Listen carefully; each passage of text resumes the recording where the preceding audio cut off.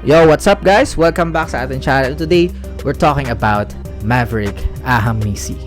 So, nagsimula ulit tong usapan dahil sa mga trade rumors na lumabas. Sabi ni Sir Snowbadwa, Ginebra supposedly ayaw na raw kay Maverick.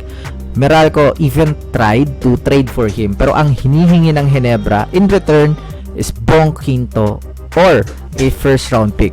Syempre, nag-back out ang Bolts kasi medyo mabigat yung kapalit para sa kanila.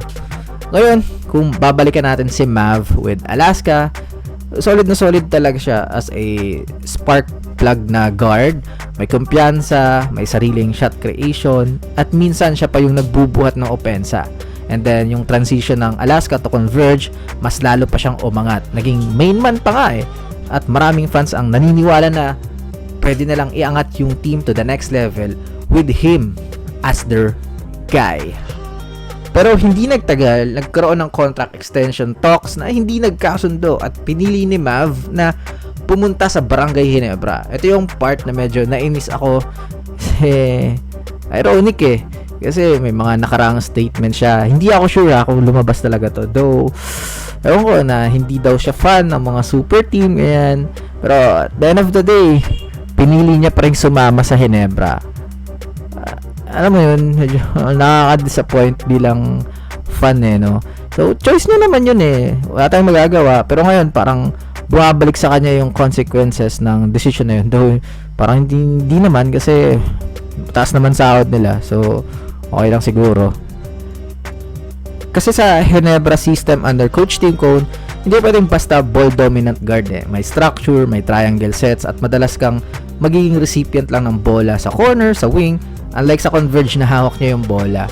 Ngayon, mas role player na siya eh. And honestly, hindi yun yung laro niya eh. He thrives kapag siya yung may hawak ng bola, kapag siya yung gumagawa ng offense. At aware naman yung Ginebra sa kulang nila. Kaya kung bakit Bong Quinto yung target nila. Kasi si Quinto fits the system perfectly. Role player na marunong magtrabaho off-ball, kaya mag-cut, kaya maging glue guy. Samantalang si Mav, kailangan niya ng bola para maging effective. Kaya ang hirap talaga mag-fit. Ngayon, yung mga rumors nga na baka interested ulit yung Converge kay Mav, pero honestly sana hindi totoo kasi Converge is already moving in the right direction. Umusbong si Alex Stockton na naging mas fierce and wala silang malaking problema sa guard rotation. Kaya kung babalik si Mav, baka bumalik din yung dating issue nila sa role clarity. So, thank you rin na pag alis niya, may umusbong na Stockton, diba? As for Meralco, gets naman natin kung bakit nag-try lang sila kasi need nila ng reliever lang naman kay Chris Newsome. Pero kung kapalit is Bong Quinto, mahirap yun eh. Kasi Quinto already is a system guy na swak kay Coach Luigi Trillo.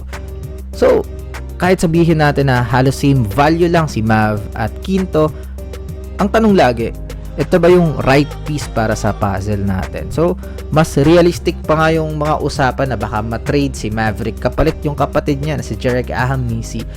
Kasi si Jerick is a system player, knockdown shooter, at mas natural na mag-fit sa Ginebra offense.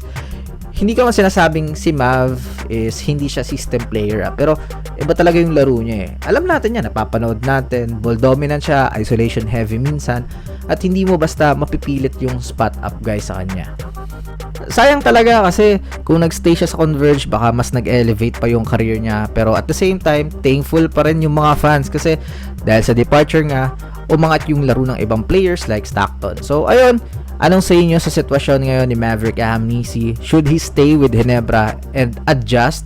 Or mas okay maghanap siya ng team kung saan siya ulit yung magiging main man or magkakaroon ng malaking role, yung magagawa niya yung gusto niya, he can play his game. So let me know all your thoughts in the comment section below. This is Agon Hoops. Thank you for watching and see you next time. Bye bye.